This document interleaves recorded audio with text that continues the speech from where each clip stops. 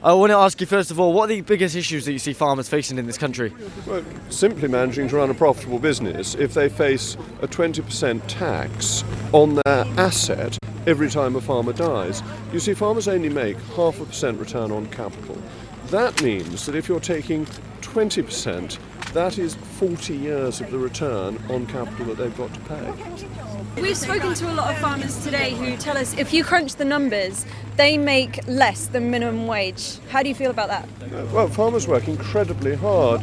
It is a vocation for farmers as much as a business. They're very good at business. They do their best to make a success.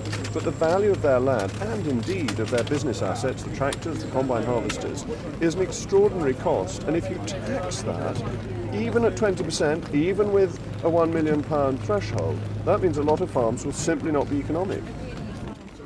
So we've seen in the US, Bill Gates is one of the biggest landowners in the US, right? And he's also buying up a bunch of land in the UK as well, land which isn't used for farming. So you've got, on the one side, you've got a lot of this land that's not being used for farming. Now you've got Labour who are coming out and saying that that they want to get rid of small town farmers and they only want the mainstream ones, kind of forcing a monopoly out of it. Do you see this as deliberate? They are deliberately trying to cause famine. If so, why?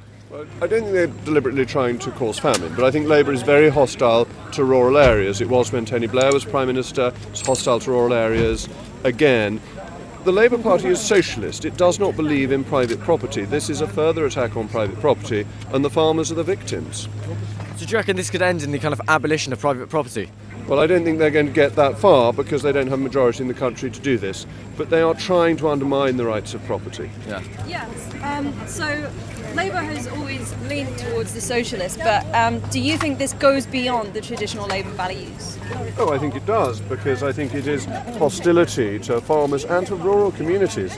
And there are a lot of Labour voters in rural communities, as I discovered at the last election when I lost my seat. So they are being hostile to their own voters, which is very bad politics.